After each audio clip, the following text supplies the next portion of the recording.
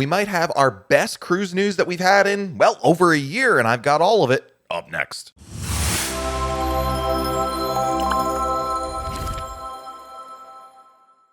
Hey everyone, it's Matt from RoyalCaribbeanBlog.com, and I've got some great news to share. I think it is probably the best news we've heard in quite a while, and that is the CDC is warming up to the idea of cruises actually restarting from the U.S. Seriously. A letter came out late Wednesday night to the cruise industry that's been leaked to a number of news organizations, in which the CDC basically said, here's a pathway for cruises to restart.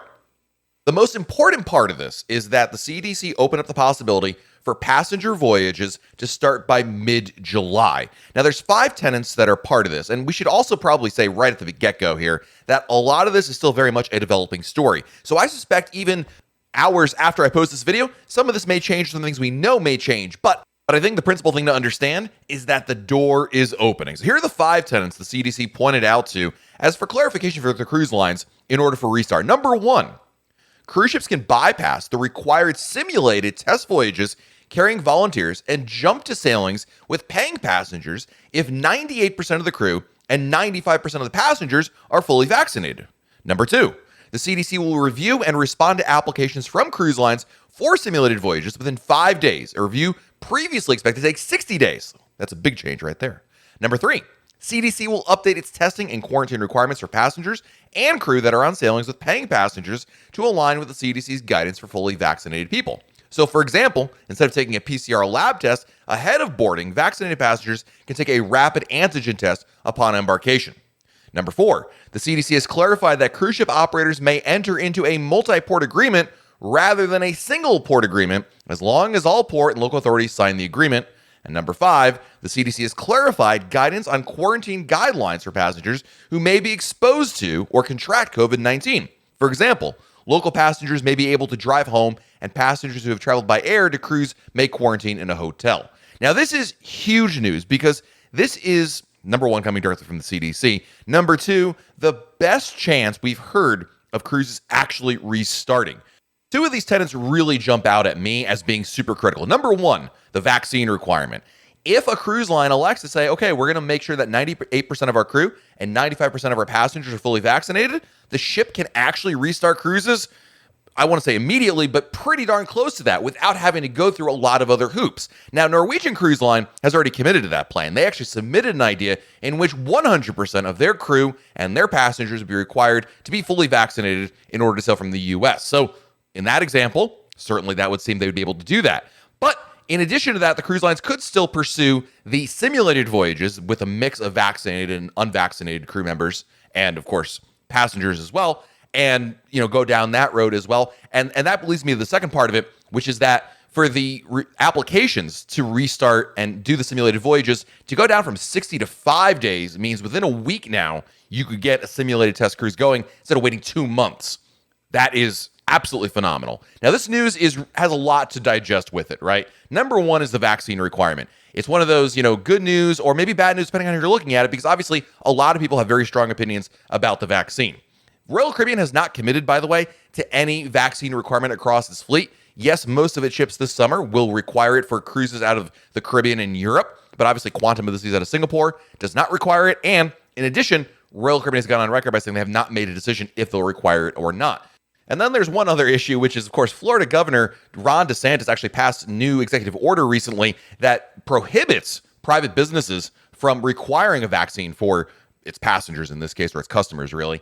And that'll be an interesting quandary to figure out, different discussion for a different day. So what does Royal Caribbean think about this? What are they going to do about it? Well, the news came out late Wednesday night, and then early Thursday morning, Royal Caribbean's executives actually had a call with Wall Street analysts. So it was our first chance to get their thoughts on it. And by far, the cruise executives are super excited about this news. Royal Caribbean Group CEO and Chairman Richard Fain called it, quote, a significant improvement in the extent and quality of our dialogue with the CDC, end quote. And he also said that these were very constructive clarifications and amplifications.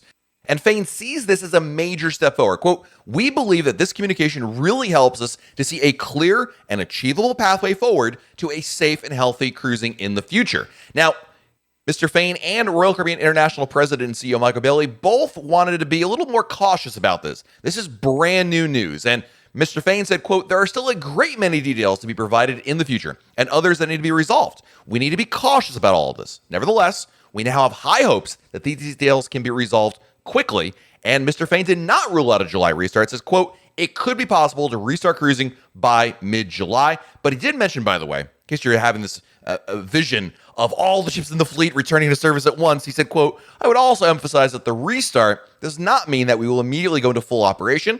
We're hopeful about restarting. That restart will be gradual and deliberate." Now, if you're listening to all this and you're doing the math in your head, okay, 98% crew members vaccinated, 95% passengers vaccinated. Wait a minute. What about kids? Because right now, kids can only get the vaccine as low as 16 years old here in the United States. How does that factor into it? And obviously, to echo what Mr. Fain said earlier, we still have to figure these things out. But Michael Bailey talked a little bit about this and how it relates to kids.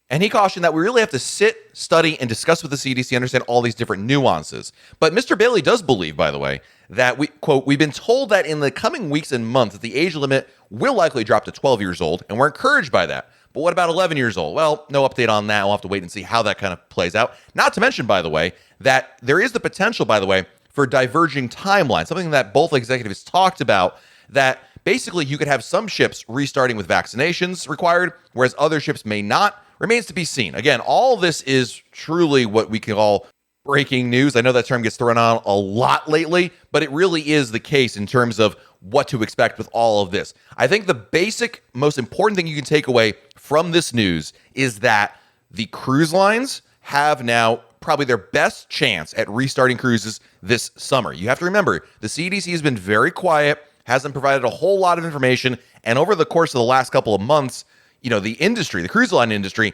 has almost gone to war with the CDC in terms of angry letters, public statements, supporting new legislation that circumvents the CDC. I mean, you name it, they've been trying to do everything. So, at the very least, this is a very, very positive step forward. Will we see cruises in July? Boy, let me know in the comments what you think about that, if that's realistic. But even if it's not July, maybe it's August, maybe September, at least we start to have that window opening up, and I think that's the most important thing. Let me know in the comments what stands out to you about this announcement. Are you excited about it? Do you think maybe your cruise now this summer has a chance of going? Let me know your predictions, thoughts, and comments below. While you're down there, make sure you like this video, subscribe to our channel, and turn on your notifications so that way YouTube lets you know when I have a brand new video to share. This has been Matt from RoyalCaribbeanBlog.com, and we'll talk again real soon.